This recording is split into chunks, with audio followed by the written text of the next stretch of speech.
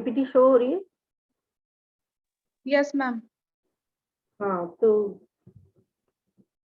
कक्षा कक्ष में आज का जो विषय है वो हमारा है कि कक्षा कक्ष में छात्र और शिक्षक के संबंध किस तरीके के होने चाहिए और होते हैं। पहले हमने छात्र के विषय में पढ़ा, फिर शिक्षक के विषय में भी पढ़ा। तो अब इन दोनों का संबंध जो है वो कक्षा में किस प्रकार का होता है वो हम पढ़ेंगे। तो उसमें ये भी देखा गया है कि कक्षा में जब बातचीत मानव विकास का एक हिस्सा होता है कि हम किस प्रकार से बातचीत करें अपने शिक्षक से। जो भी स्टूडेंट है, छात्र है, वो कैसे बातचीत करे जो सोचने, विचारने, सीखने और दुनिया को समझने में हमारी मदद करती है। जो भी हमारी इस प्रकार की बुद्धि है कि हमें किस प्रकार से बातचीत करनी है, किससे कैसी बात करें। तो ये हमारी समझने में हमारी मदद करती है। सोचने विचारने की जो शक्ति हमें दी है भगवान ने, वो शक्ति इस समय हमारे जो भी दुनिया है पूरे विश्व में, जिससे भी हम मिल रहे हैं, कैसा व्यक्ति है और हमें किस तरीके से उससे बात करनी है, ये चीज हमें सीखनी चाहिए और होती भी है हमारे दिमाग में ये बातें। तो लोग भाषा का इस्तेमाल तार्किक क्षमता, ज्ञान, बोध को विकसित करने के लिए एक औजार के रूप में करते हैं कि हमें अगर किसी से बात करनी है, अपनी बात को दूसरे तक पहुंचाना है, तो जिस तरीके से किसी काम करने के लिए हमें औजार की जरूरत पड़ती है, तो उसी प्रकार से हम भाषा का जो इस्तेमाल है वो तार्किक क्षमता, ज्ञान, बोध को विकसित करने के लिए लगाते हैं कि हमारी जो भाषा है उससे हम अपनी बात को दूसरे तक पहुंचा सकेंगे।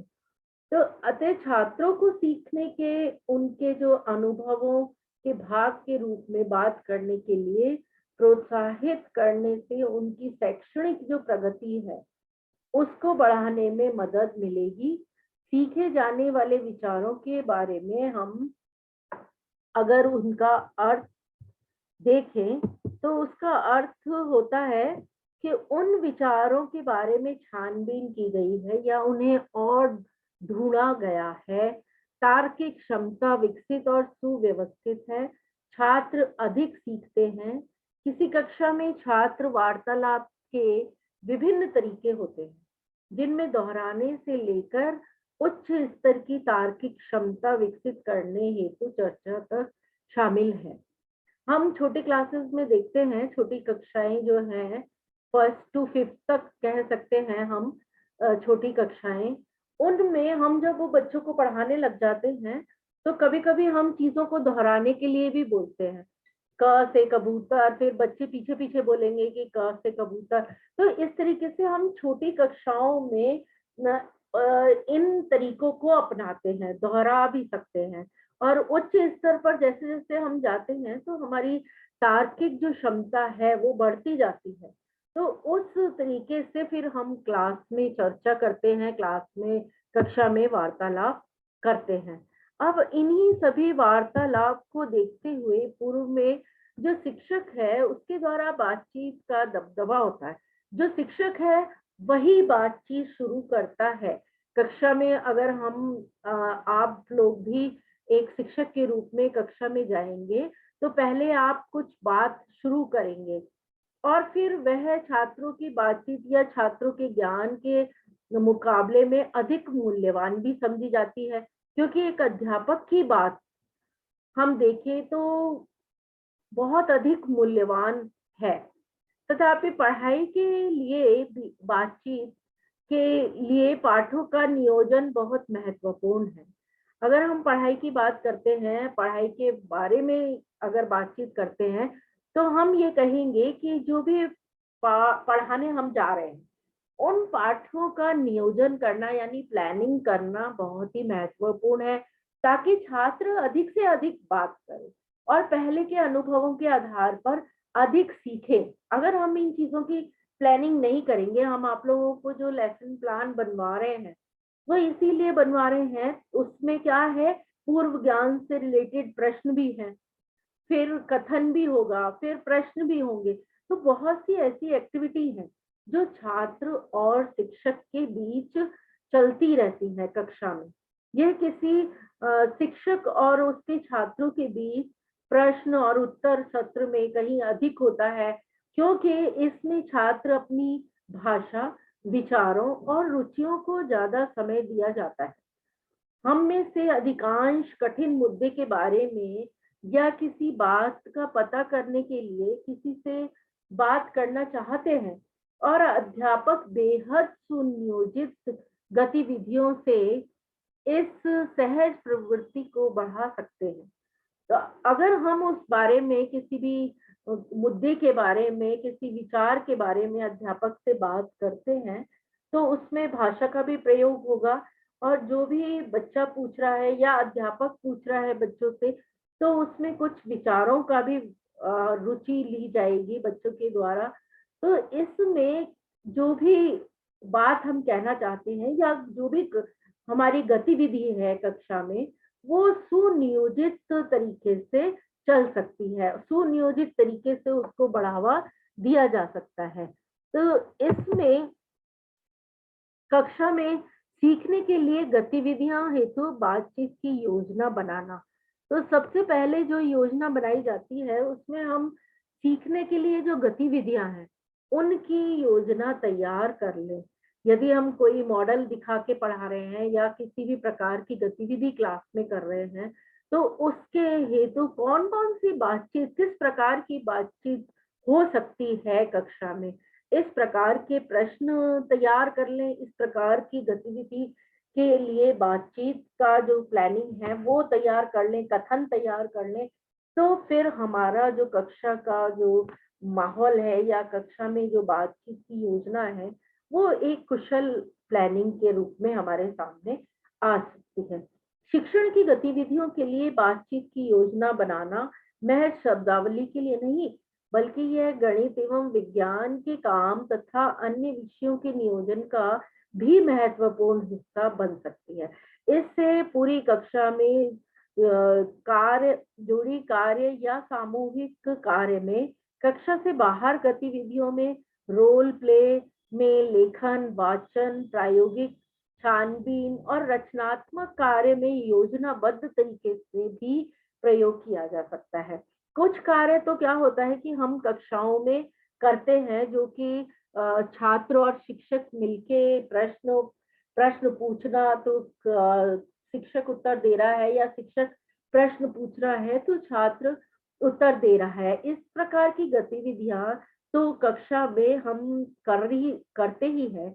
लेकिन यदि हम कक्षा के बाहर की गतिविधियों की बात करें, तो वहां पे भी हम रोल प्ले मेथड के द्वारा है, लेखन गतिविधि के द्वारा है, वाचन गतिविधि के द्वारा है, और भी अदर जो एक्टिविटी हमें करिकुलम में बताई गई है, उन सभी एक्टिविटियों को, और वो उनकी रचनात्मक कार्य हुआ, क्योंकि कक्षा से हटकर कुछ अलग करना और रचनात्मक कार्य को करने के लिए एक योजनाबद्ध तरीके से किया जा सकता है कि हम इतने सारे कार्य इस तरीके से करेंगे, इन गतिविधियों को हम इस प्रकार से करेंगे। तो उन गतिविधियों को भी हम योजनाबद्ध तरीके से कर सकते हैं। तो कक्ष की ही बात अगर ना हो, अगर वैसे भी हम देखें, तो पढ़ाई के अलावा भी अदर एक्टिविटी पे हम इस तरीके की एक्टिविटी कर सकते हैं। यहाँ तक कि आरंभिक साक्षरता और गणितीय कौशल वाले नन्हे छात्र भी उच्चतर श्रेणी के चिंतन का कौशल का प्रदर्शन कर सकते हैं, बशर्ते कि उन्हें दिया जाने वाला कार्य उनके पहले के अनुभव पर आधारित हो और आनंददायक हो। कभी हम देख रहे हैं कि छोटी क्लासेस में जो बच्चे हैं, हम उनको केवल जोड़ना सिखा रहे हैं या हम उन्हें घटाना सिखा रहे हैं। तो लेकिन बच्चा क्या है कि और भी अधिक तीव्र बुद्धि वाला है, तो उसको और भी चीजें हम प्रदर्शन करके दिखा सकते हैं। कि देखिए इस तरीके से हम कई मेथड यूज करके उसे बता सकते हैं कि अगर आप जोड़ रहे हो या घटा रहे हो तो किस किस तरीके से आप ये चीजें सीख सकते हो। तो उन्हें हम मॉडल के द्वारा या कोई चार्ट के द्वारा या किसी भी गतिविधि के द्वारा हम उन्हें सिखा सकते हैं कि हमने बच्चों का सामने बुला लिया बच्चों को, अगर वो 8 बच्चे हैं तो उनमें हमने जोड़ना सिखा दिया, 5 एक साइड कर दिए, 3 एक साइड कर दिए, फिर उनको जोड़ा तो ये 8 हो गए, गिन के हमने उनको बता दिया।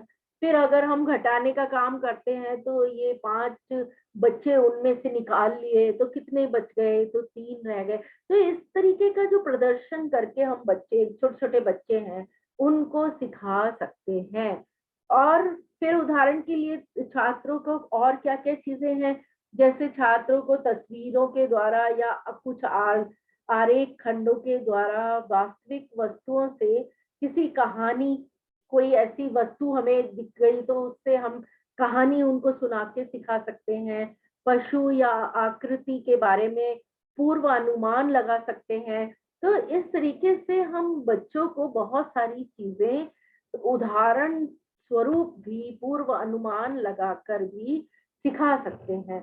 रोल प्ले के माध्यम से छात्र कठपुतली या पात्र की समस्याओं के बारे में सुझावों और संभावित समाधानों को सूचीबद्ध कर सकते हैं। एक विषय हमारे सामने आ जाता है कि इतिहास। इतिहास का जो विषय है वो हम देखते हैं कि इतिहास विषय में हम कठपुतली के माध्यम से भी उस विषय को पढ़ा सकते हैं, क्योंकि कठपुतली के माध्यम से हम उनमें राजा या हम देखते हैं कि इस तरीके के और भी कोई उसमें कई पात्र हैं, वो उनमें बना के और इतिहास का कोई ऐसा चित्र उनके सामने रख दें कि यहाँ युद्ध हो रहा है या इस तरीके का कोई ऐतिहासिक कार्यक्रम वहां चल रहा है। तो कठपुतली के माध्यम से या रोल प्ले के माध्यम से हम उन्हें इस तरीके की चीजें सिखा सकते हैं। और बहुत सारी ऐसी समस्याएं हैं, उनके बारे में उनसे सुझाव भी आमंत्रित कर सकते हैं और समस्याओं के जो समाधान हैं, उनकी सूची भी बनाई जा सकती है।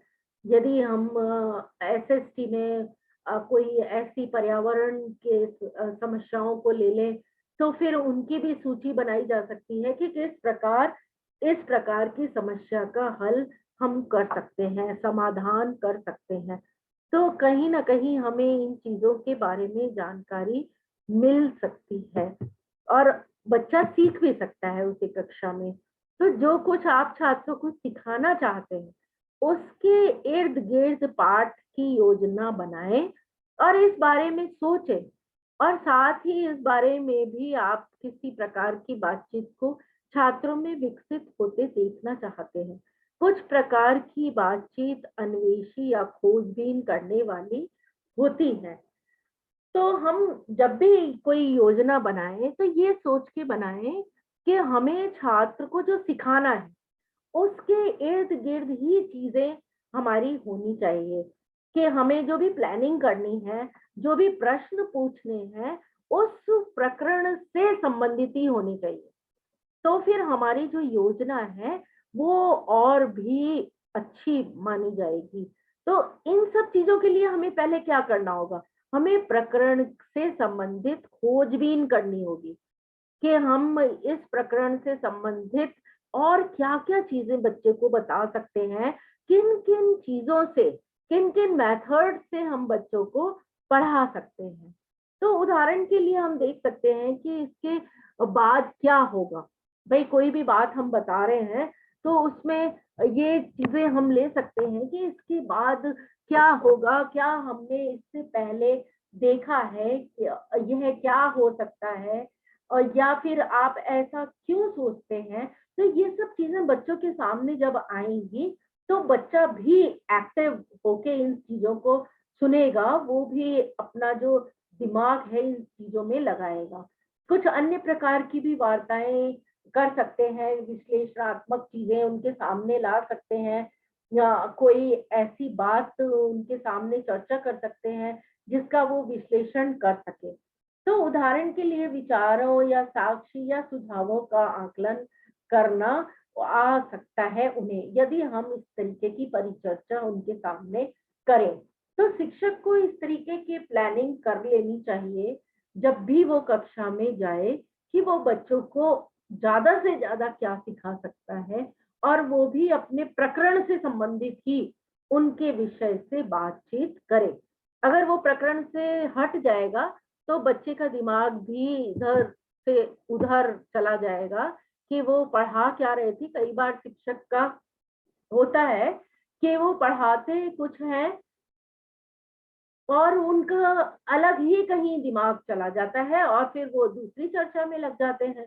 तो फिर पढ़ाते समय शिक्षक को अपना जो विषय है उस पर ही केंद्रित रहना चाहिए।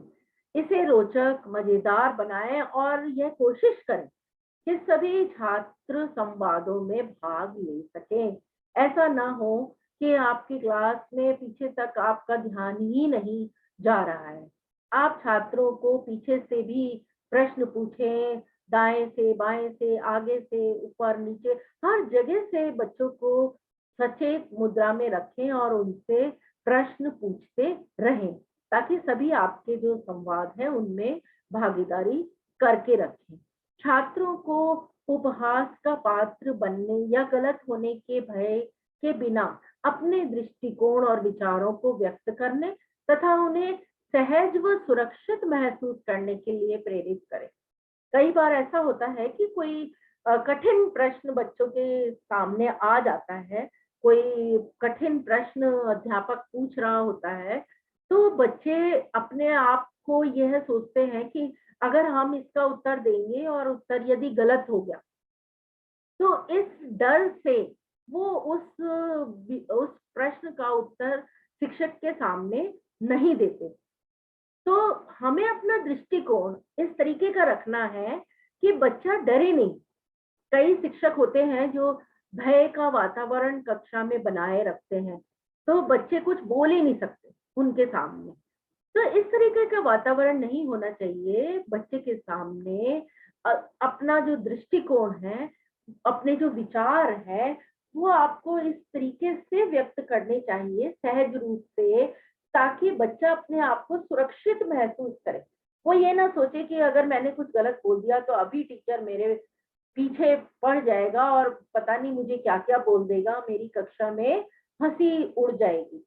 तो इन सब चीजों को ध्यान में रखना चाहिए। यदि बच्चा आंसर दे रहा है और कोई बात नहीं, गलत आंसर भी उसका आता है, तो शिक्षक को कहीं ना कहीं उसे ये चीजें महसूस नहीं करने देना चाहिए कि उसे शर्म महसूस हो।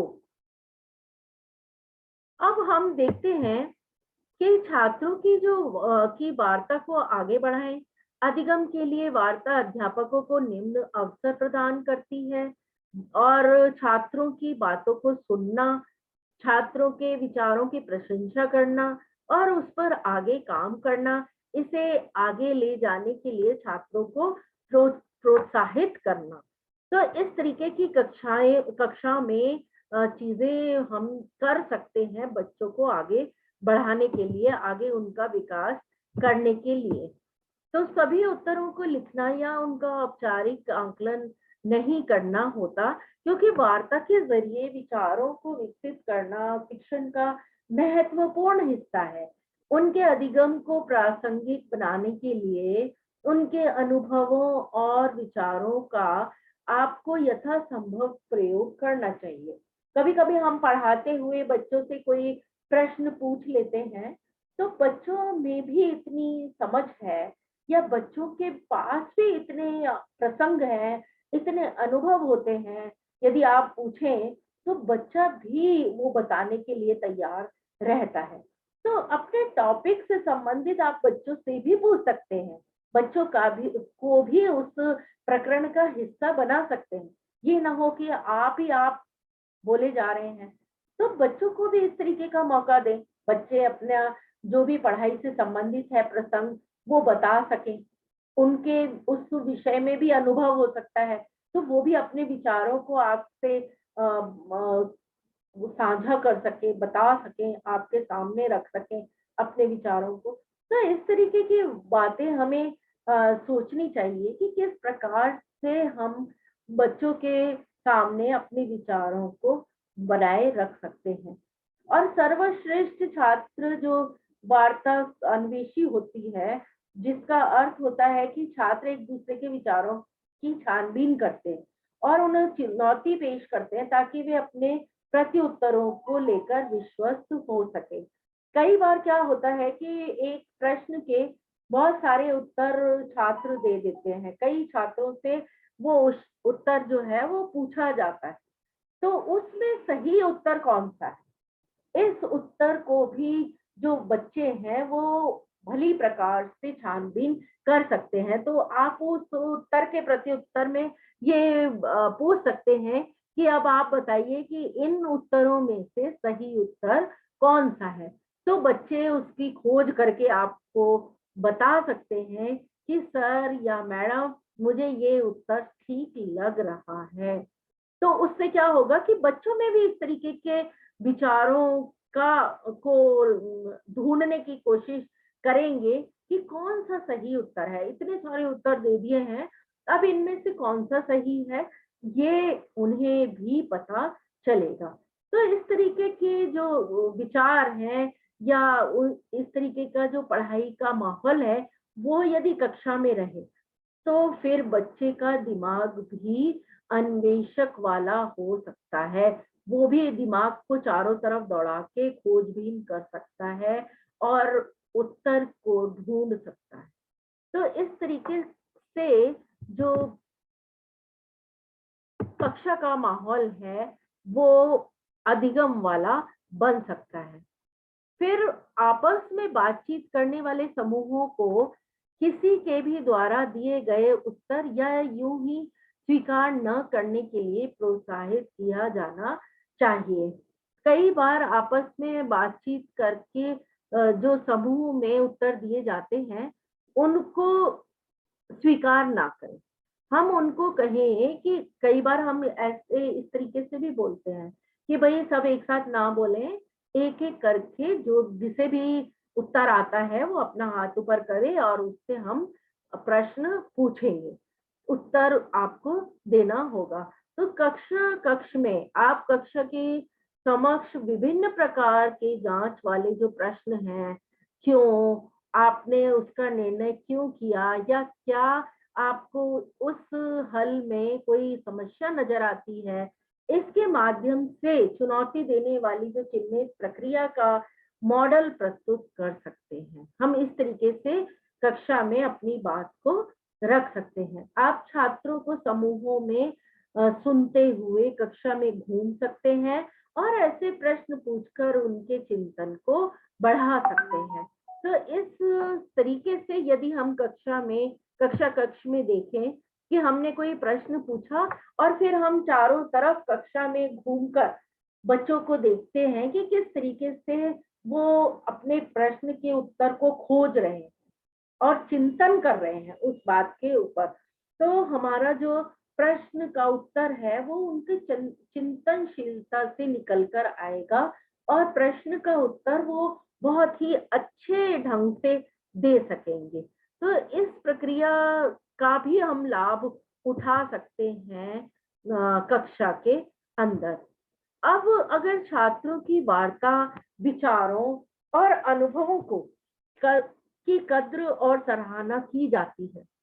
अगर कक्षा में इस तरीके से छात्रों की वार्ता को सुने, विचारों को सुने, उनके अनुभव हम सुने, उनकी इस तरीके की बातों की हम कद्र करें, उनकी भी बातें सुने। खुद तो जो शिक्षक है वो अपनी बातों को बताता ही है छात्रों को, परंतु हमें जब वो छात्रों की बातों को भी सुनना चाहिए और उनकी सराहना भी करनी चाहिए, उन्हें प्रोत्साहित भी करना चाहिए।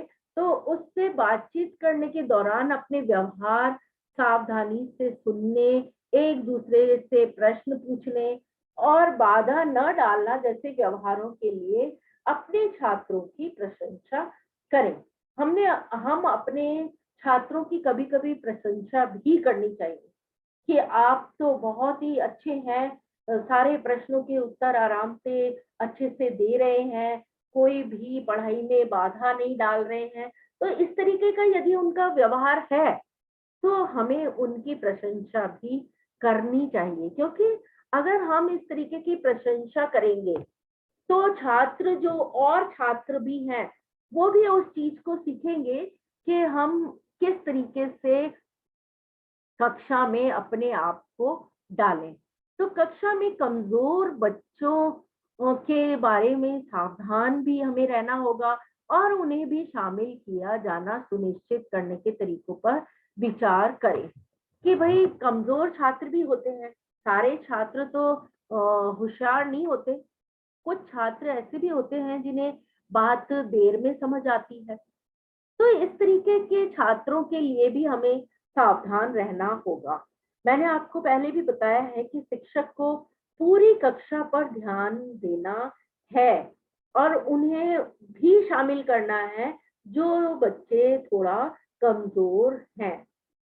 तो जो शिक्षक है, उसका ये पूरा कर्तव्य बनता है कि सारे कक्षा में जितने भी बच्चे हैं, उनके ऊपर उसे ध्यान देना चाहिए। तो कामकाज के ऐसे तरीकों को स्थापित करने में थोड़ा समय लग सकता है, जो सभी छात्रों की पूरी तरह से भाग लेने की सुविधा प्रदान करते हों। तो इस बात पर यदि हम विचार करेंगे कक्षा में कि भाई बहुत सारे बच्चे ऐसे हैं जो आराम से बात को समझ लेते हैं, कुछ बच्चे ऐसे हैं कि उन्हें 2 बार समझाना पड़ता है, 3 बार समझाना पड़ता है, तो वो फिर वो बात को समझते हैं। तो हमें ऐसी कोई ना कोई चीज़ें इस तरीके की करनी होंगी उनके साथ, जिससे कि वो थोड़ा-सा कक्षा में अपना पार्टिसिपेशन यानी भाग देना शुरू करें, वो भी पार्ट लेना शुरू करें। तो इसके लिए कोई नीति बनानी होगी। तो इस प्रकार की नीति से क्या होगा कि उन छात्रों का भी मन करेगा कक्षा में अपने आप को प्रदर्शित करने का। अब छात्रों को स्वयं प्रश्न पूछने के लिए प्रोत्साहित करें। कई बार ऐसा होता है कि टीचर ही टीचर बोले जा रहा है, शिक्षक ही बोले जा रहा है, छात्र चुपचाप बैठे हैं। अब ये ही नहीं पता चलता है कि भाई छात्रों को समझ में आया या नहीं आया। तो फिर शिक्षक को उनसे बोलना चाहिए कि अब आप प्रश्न के लिए तैयार हो जाइए और आप अब अपने शिक्षक से प्रश्न पूछिए। जो भी शिक्षक है पहले वो अपना पढ़ा ले, उसके बाद छात्रों को भी प्रेरित करे कि वो भी अपने प्रश्न शिक्षक से पूछ सके।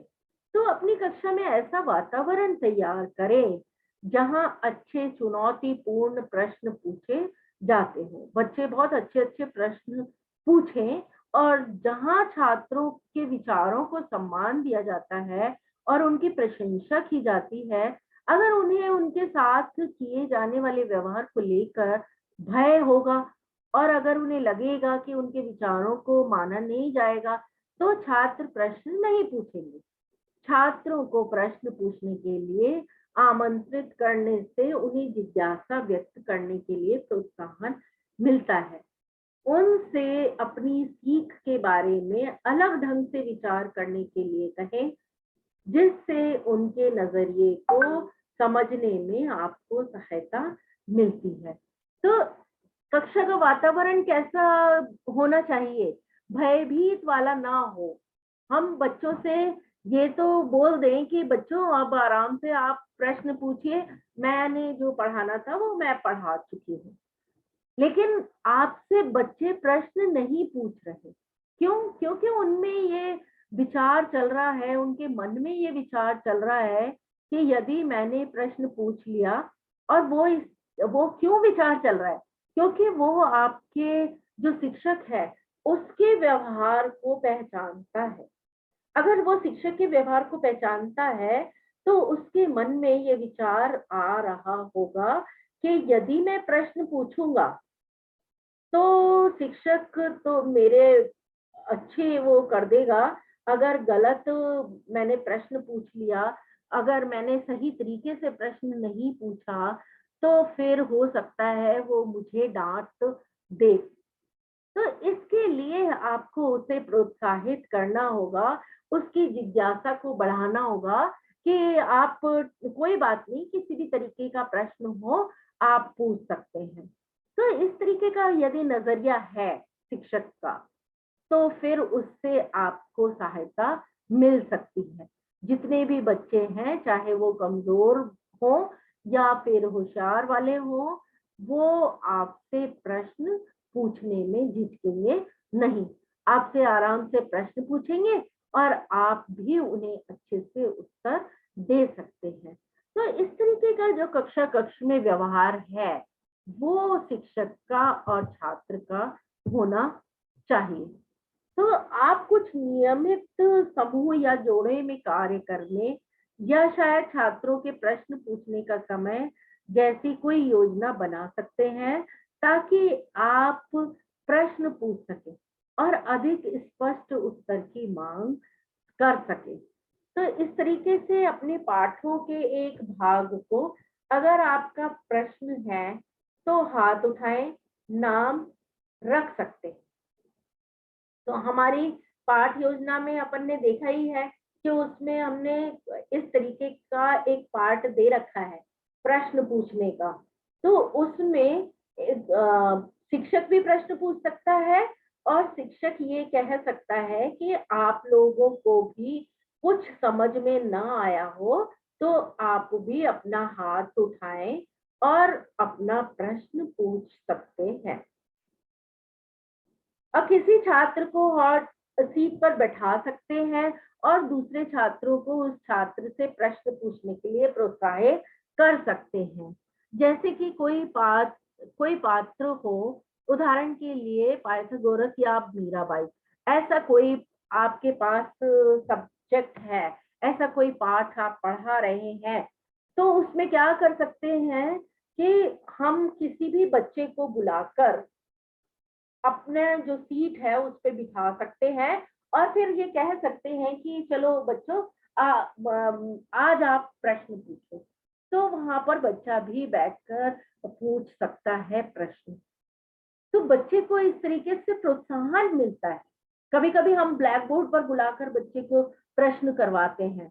अगर हम गणित पढ़ा रहे हैं, तो सामने बुलाकर बच्चों से प्रश्न करवाते हैं कि सामने आके आप प्रश्न पूछिए। तो बच्चा प्रश्न कर वहां पर अपना सॉल्व करता है, तो उसे भी खुशी होती है कि मैं शिक्षक की तरह अब प्रश्न यहाँ पर करके दिखा रहा हूँ या प्रश्न पूछ रहा हूँ। तो इस तरीके की चीजें भी हम कक्षा कक्ष में कर सकते हैं। जोड़ों में या छोटे समूहों में मुझे और अधिक बताएं, खेल गतिविधि कर सकते हैं। तो इस तरीके से जो शिक्षक है, वो अपनी खेल की गतिविधि भी वहां पर कर सकता है बच्चों के सामने।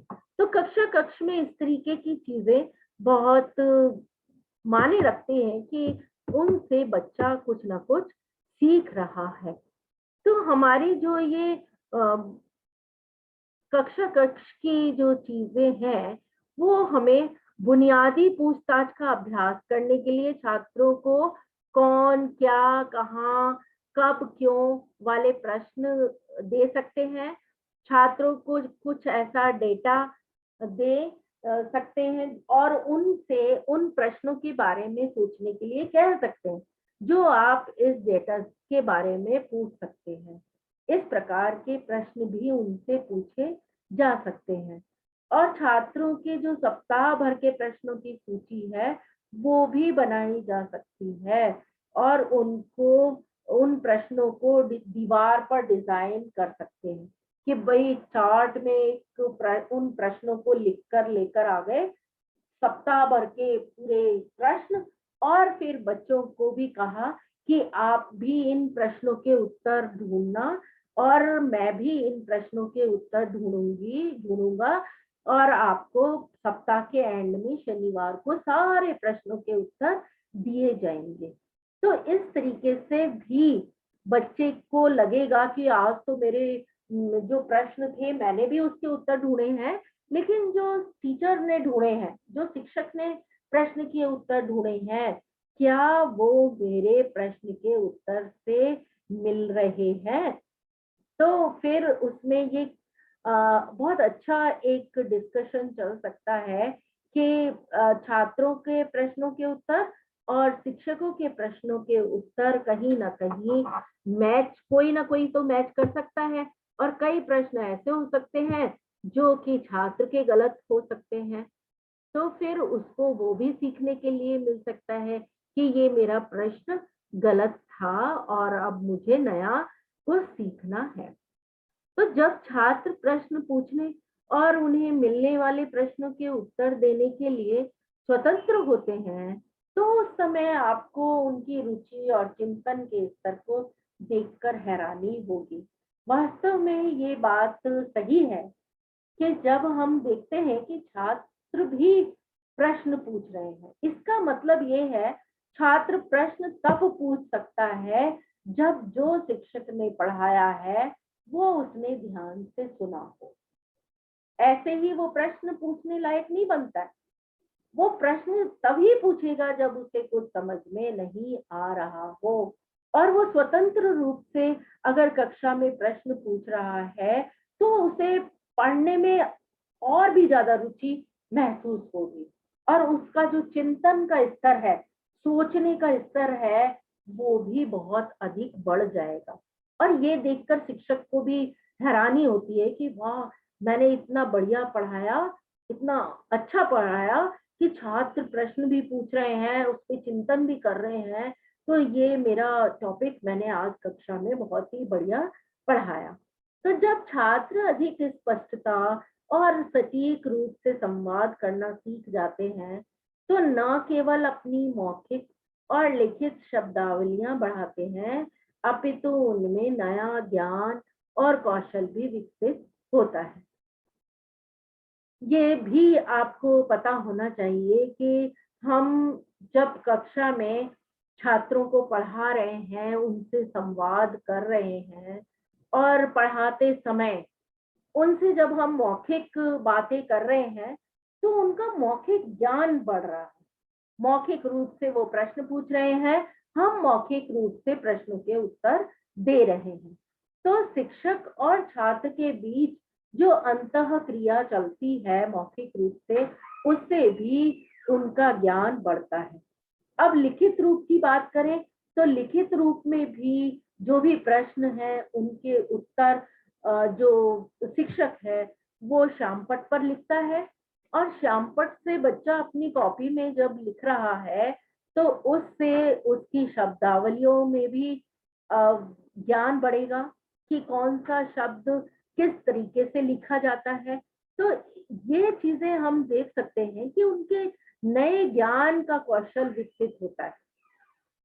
कई बातें जो उन्हें नहीं आती हैं, वो भी चीजें उन्हें समझ में आने लग जाती हैं। तो इस तरीके से मौखिक रूप से, लिखित रूप से, दोनों रूपों से उसके ज्ञान में बढ़ोतरी होती चली जाती है। तो विद्यार्थी का जो कौशल है वो भी कक्षा कक्ष में विकसित हो रहा है, और शिक्षक का भी कौशल कक्षा कक्ष में विकसित हो रहा है। तो हमने यहाँ पर देखा कि जब हम कक्षा कक्ष की बात करते हैं तो छात्र और शिक्षक दोनों का संबंध जो है वो इस प्रकार का बनता चला जाता है कि छात्र भी स्वतंत्र रूप से शिक्षक के सामने आ सकता है प्रश्न पूछने, या कोई बात अपनी गतिविधियों के बारे में पूछने, या किसी कोई हम आंकड़े बता रहे हैं उसके बारे में पूछने। तो छात्र अपना चिंतन कर सकता है, और यहाँ जो शिक्षक है वो भी उनके चिंतन को, उनकी समस्याओं को उन आराम से दूर कर सकता है। तो इन सब चीजों को स्पष्ट करने के लिए ही शिक्षक को बनाया गया है। जो भी छात्रों की समस्याएं हैं उनका हल करने के लिए ही छात्रों की जो समस्याएं हैं उनका हल करने के लिए ही जो शिक्षक है वो उन पर काम करता है और करना भी चाहिए। तो कक्षा कक्ष का जो माहौल है वो छात्र शिक्षक का जो अंतः क्रियापूर्ण वाला होना चाहिए, उनको डराने वाला माहौल ना हो, एक स्वतंत्र रूप से वो प्रश्न पूछ सके, प्रश्नों को लिख सके, इस तरीके का वातावरण वहां होना चाहिए। और यदि कोई समस्या है किसी छात्र को और वो शिक्षक से कुछ पूछना चाहता है, तो फिर उस प्रकार से शिक्षक उनके समस्याओं को हल करे, उनके प्रश्नों को हल करे। और इस तरीके का जो कक्षा का वातावरण है वो कहीं न कहीं उन चीज़ों को सीख सकता है, उस वातावरण को अच्छी भली प्रकार से समझ सकता है। तो हम अंत में यही कह सकते हैं कि जब भी हम शिक्षक को कक्षा का जो वातावरण है, वो भय मुक्त रखें और उस वातावरण से जो बच्चा सीख रहा है, उस पर भी ध्यान दें। और जो बच्चा नहीं सीख पा रहा है, कई बच्चे ऐसे हैं जो नहीं सीख पा रहे, उनके ऊपर भी शिक्षक का ध्यान होना चाहिए।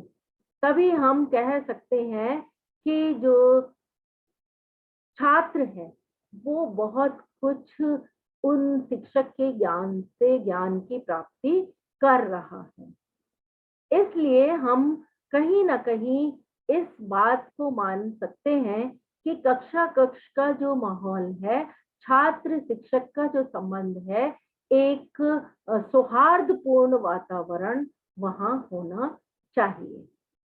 तो